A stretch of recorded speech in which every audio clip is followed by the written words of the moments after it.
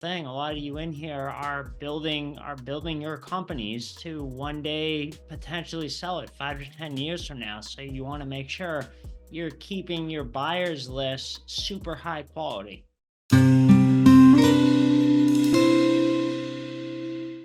Rick and Nick, you were brainstorming something a little bit earlier, and if you can share like 10,000 foot view, Rick, what you guys were talking about. I think there's some nuggets in there too. Nick told me like a little tidbit, but I know you want to talk about something.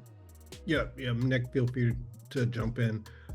So in our REI BlackBook, we've got the buyer processes in there, but what you don't want to do is you get all of the quote leads from Appfolio. You don't want to put all those in REI BlackBook as buyers. You don't want them in there until they've seen the video, you've talked to them, they've seen the video on how rent to own works, and then you track them in REI BlackBook and you tie them to a property.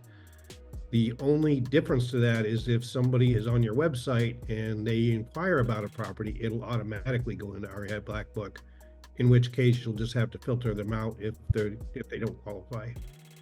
The reason you don't want to be downloading every single lead that you get from Appfolio is 80 to 90% of them are renters anyway. So a lot of you in here, this is a higher level thing. A lot of you in here are building your companies to one day potentially sell it 5 to 10 years from now. So you want to make sure you're keeping your buyers list super high quality. Mm-hmm.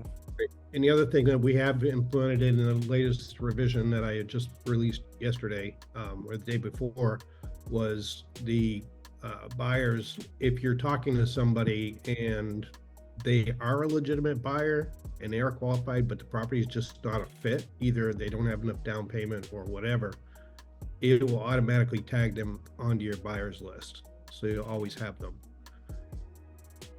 Any questions on this, guys, especially if you have properties? Any questions at all about what Rick and Nick just chimed in on? Again, it's a little efficiency thing that would screw you up. No questions? Clear as mud? There is one other thing, and it's more of a discussion, I think, is a lot of us have on our websites a main number to call. Well, when somebody calls in on that number, it automatically tags them as a seller, an organic lead. However, you'll have buyers that may see your property, and instead of calling the number that's listed there for your 24 information line, they'll call that main number, and it'll automatically tag them as a seller. So we need to figure out how to differentiate that.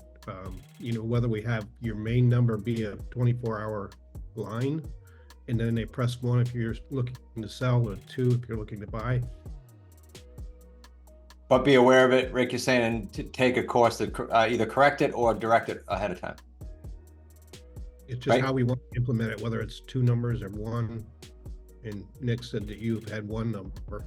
But yeah, I don't have a preference, you guys, on the tech side, but I think the point is the awareness to handle it. Yeah, and I think that's mainly why, Rick, I wanted us to at least talk about it for 5 minutes, just so everyone's aware of it.